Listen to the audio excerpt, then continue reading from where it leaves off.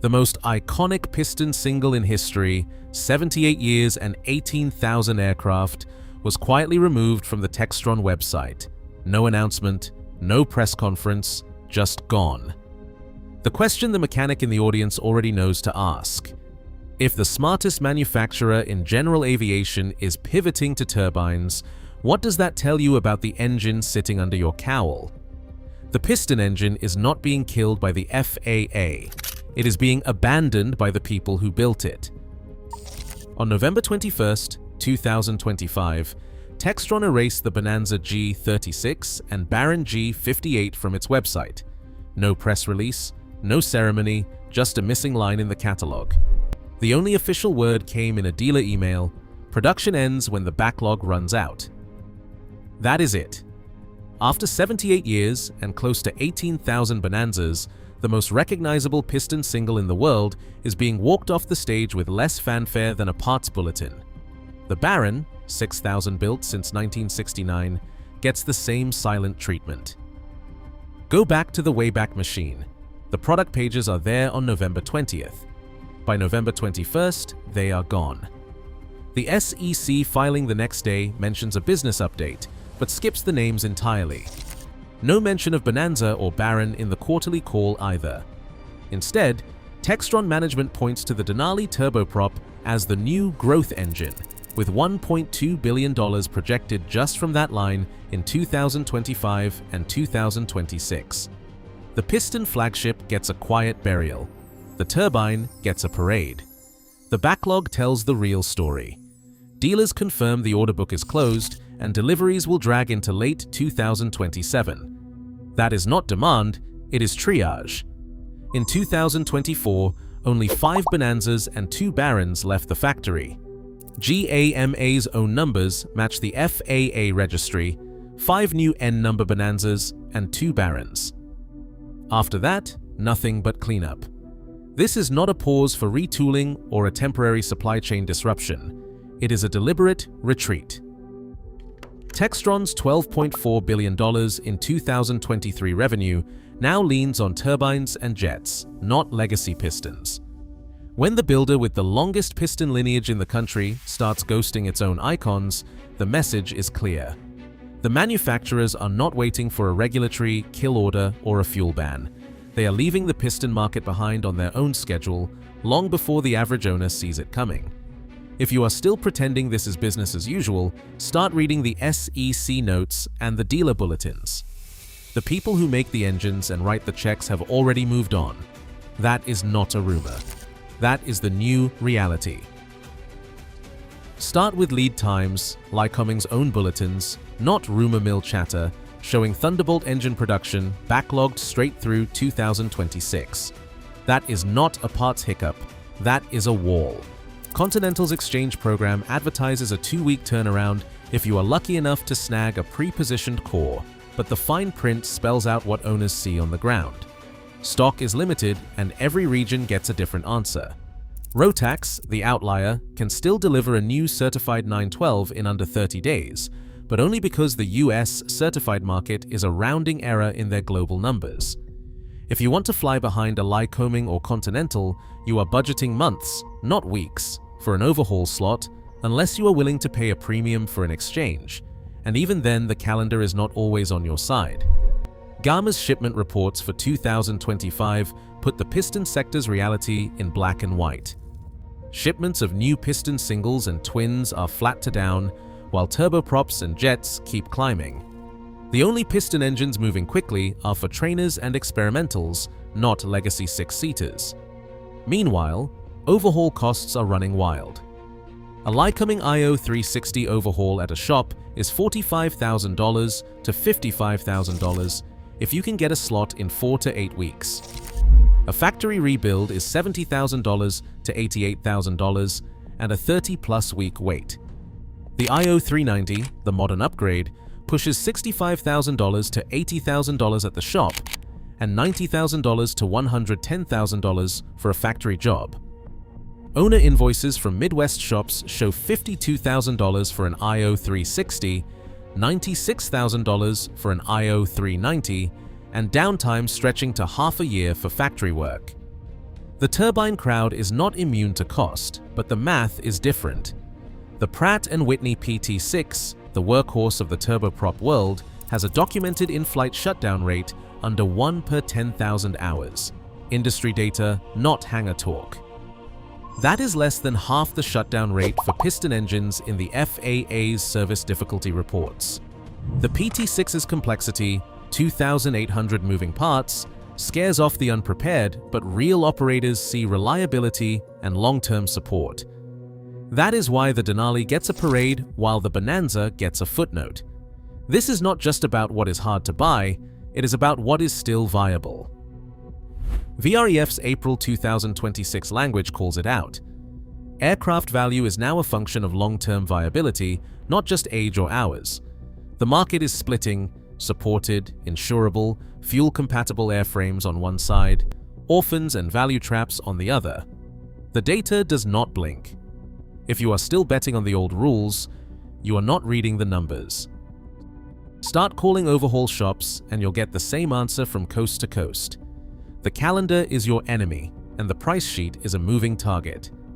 Lycoming's Thunderbolt backlog is now measured in years, not months, straight through 2026 if you believe their own bulletins. Continental will promise a 2-week swap with their exchange program, but only if you catch them between regional shortages. The reality on the ground is less about what's technically available and more about what's actually deliverable.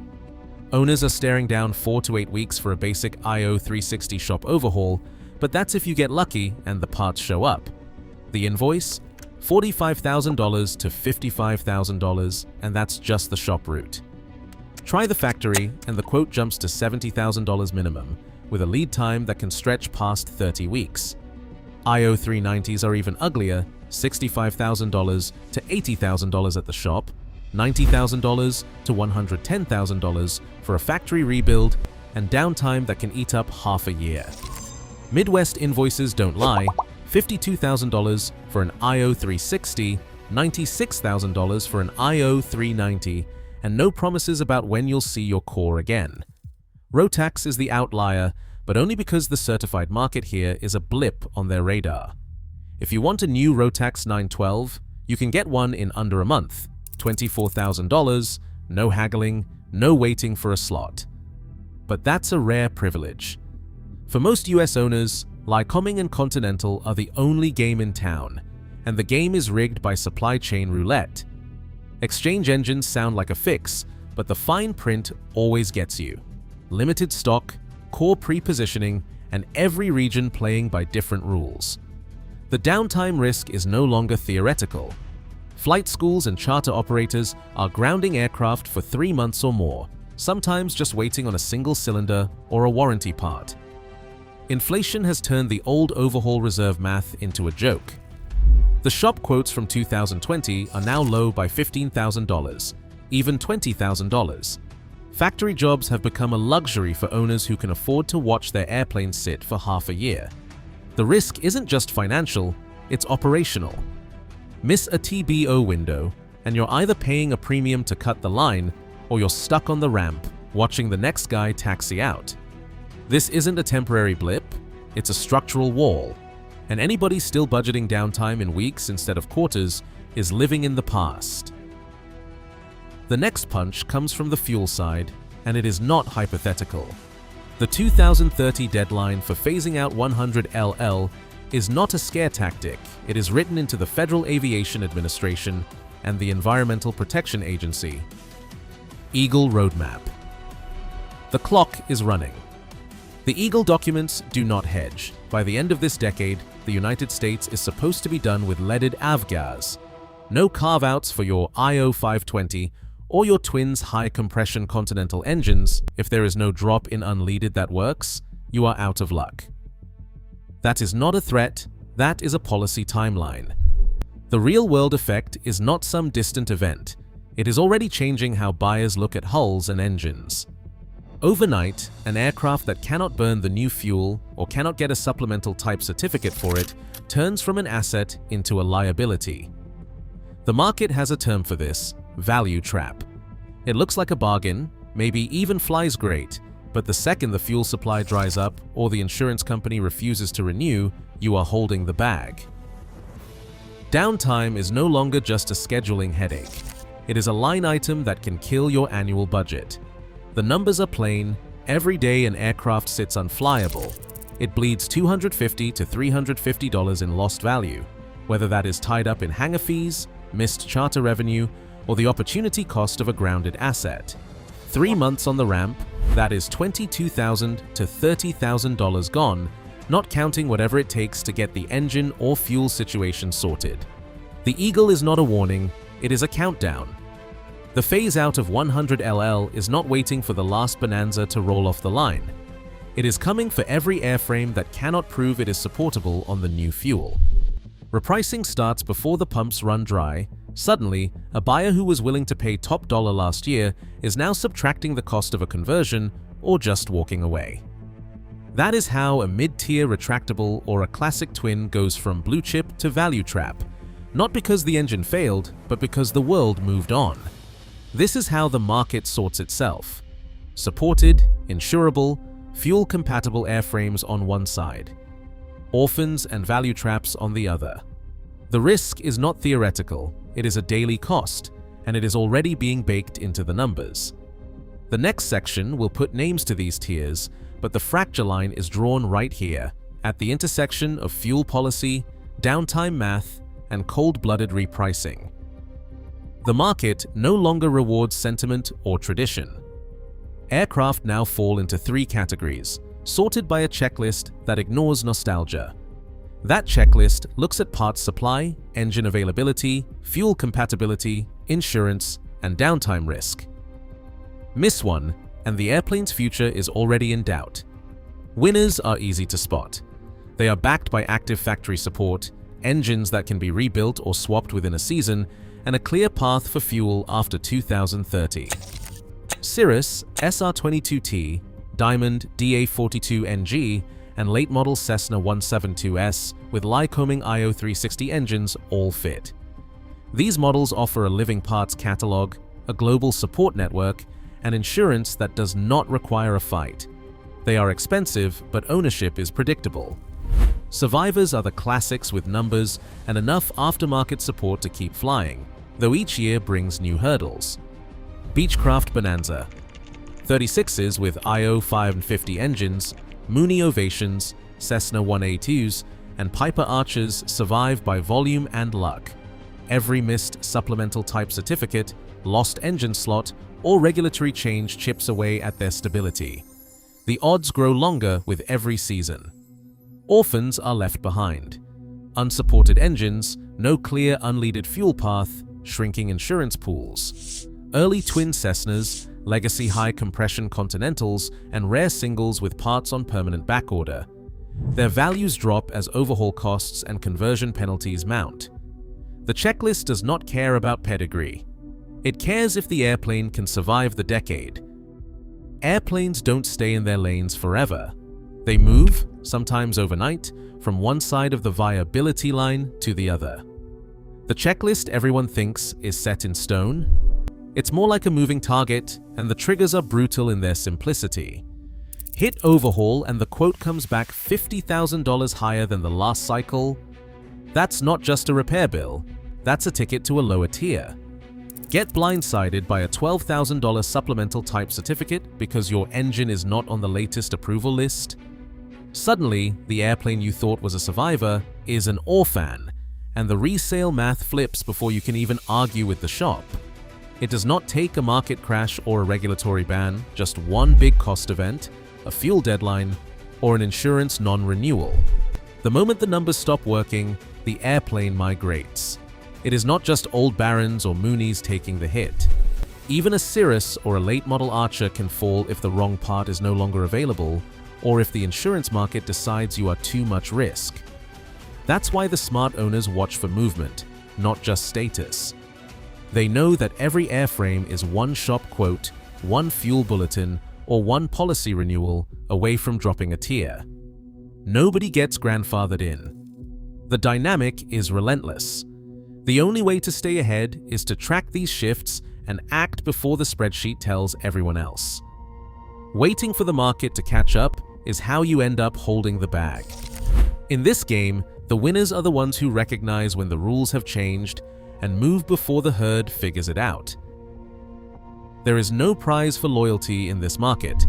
The smart money is moving, and it is not chasing nostalgia or chasing unicorns. Here is the actual buy sheet, straight from the shop floor. If you are flying more than 200 hours a year, and your typical leg runs over 300 nautical miles, the piston versus turboprop math is not a thought experiment. It is a cost imperative. A well-supported turboprop, think TBM 700, King Air C90, Grand Caravan X, runs $400 to $700 an hour, all in. That is ugly, but it is predictable, with reliability numbers piston engines can only dream about. The PT6 shutdown rate is less than half the piston average, and the support network is global. For the owner flying 250 hours or more, the crossover point is real. The operating cost delta shrinks fast when downtime and parts roulette get factored in. But not everyone is ready to eat turbine fuel bills. The real mechanics play is diesel. The Continental CD155, certified for the Cessna 172, and Piper PA28 burns Jet A at 30 to 35% less per hour than avgas, and the fuel will be there after 100 LL is gone. Factory support is solid, and the engine swaps are proven. For the right airframe, it is the only bet that does not end with a value trap. There is a watch list too. Cirrus SR22T, Diamond DA42NG, and late model Cessna 172S with IO 360s still make sense if you can get one with a fresh engine and a clear path to unleaded fuel. Anything else? If it cannot be overhauled in a season, insured without a fight, or run on fuel available after 2030, it is on the do not buy list. The spreadsheet does not care about legend or paint. It cares if you can actually fly the thing, fix it, and sell it before the music stops. The next hard stops are already circled on every serious owner's calendar. July 24th, 2026. That is when the FAA's Mosaic Phase 2 rule kicks in. No more hand-waving about what is experimental, what is certified, or who gets to keep flying behind a grandfathered engine. That is an immovable line, not a debate. Meanwhile, Textron's delivery schedule for the Denali turboprop is locked for 2026. They are not waiting to see how the piston crowd fares. They are moving the money and the engineering talent to turbines, and the first customer deliveries are already on the books. These are not just industry milestones, they are deadlines that force every owner and mechanic to make a call. When the Mosaic rules hit, the definition of what is legal, insurable, and supportable changes overnight. When Denali deliveries ramp up, the resale math for every 6-seat piston that cannot keep up gets rewritten in real time. The market is not going to wait for a consensus. The repricing starts the second the rules and the new hardware arrive. If you are still hoping for a slow fade or a last-minute reprieve, you are missing what the calendar is screaming. The fracture line is coming, and it has a date stamp. Pull out your logbooks and start circling dates. If your engine is within 300 hours of the time between overhauls, you are already on the clock. Don't wait for the next annual to get caught flat-footed. Call your shop, get on the calendar, and lock in a slot before the backlog gets worse. Price out both field and factory overhaul routes, but don't trust last year's numbers. Every quote should be in writing, with downtime spelled out in weeks, not wishful thinking. If you are running a Lycoming or Continental, ask about exchange options and core availability. Don't assume there is a spare engine waiting for you.